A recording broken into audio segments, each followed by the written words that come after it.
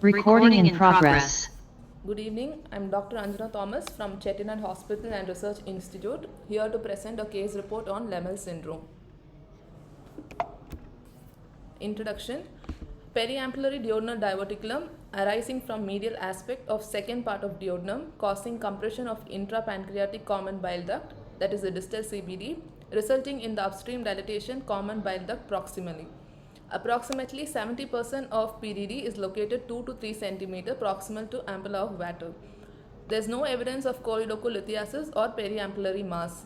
Symptoms include abdominal pain and biliary obstructive symptoms such as jaundice and recurrent cholangitis. Case description. A 51-year-old woman with no significant past medical history presented with vague abdominal pain for the past 1 week. There is history of nausea, vomiting and bloating. She has no complaints of fever, jaundice or other systemic symptoms. Physical examination was unremarkable with no signs of jaundice. Imaging findings. First, CT.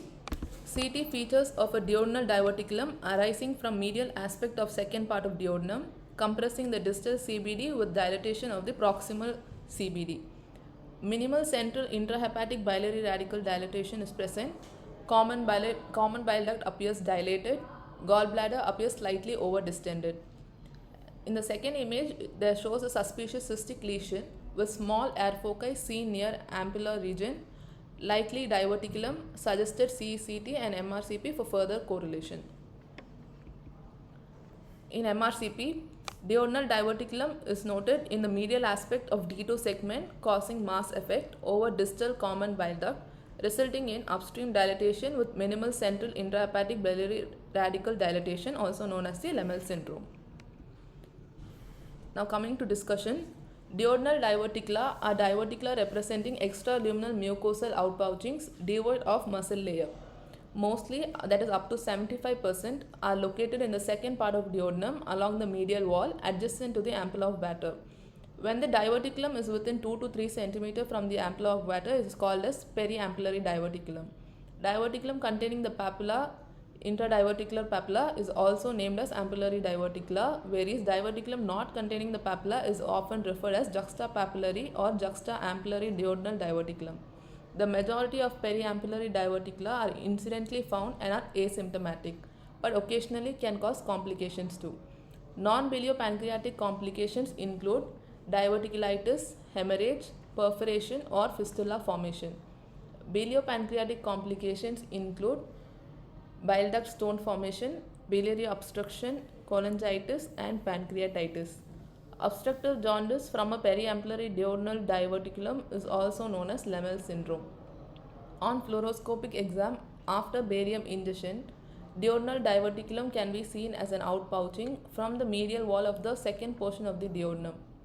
CT and MRI may show fluid-filled diverticulum along the medial duodenal wall. Sometimes an air fluid level is seen at the papillary junction that is easier to detect on CT and may appear as susceptibility artifact on MRI.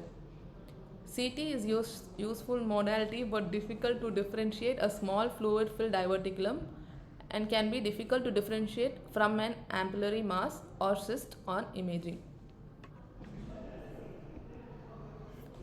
Coming to pathophysiology, the mechanisms of obstruction include direct compression of CBD, dysfunction of sphincter of Oddi, chronic inflammation leading to fibrosis. The first one, that is extrinsic compression. This is the most important distended diverticulum which is fluid or air or food filled. Compresses common bile duct or sometimes pancreatic duct, leading to proximal biliary dilatation and obstructive jaundice. B. Sphincter of Oddi dysfunction. Chronic irritation or stretching of ampullary region leads to functional obstruction and impaired bile flow. Third one, inflammation and fibrosis. Recurrent diverticulitis causes periampullary inflammation and fibrosis, which thus results in persistent narrowing of the distal CBD. Differential diagnosis include choledocholithesis, pancreatic head carcinoma, ampullary tumor and cholangiocarcinoma. Clinical relevance: prevents misdiagnosis as malignancy and avoids unnecessary surgery. Management is mostly conservative in case of asymptomatic cases. In cases of symptomatic patients, endoscopic sphincterectomy or diverticulectomy is done.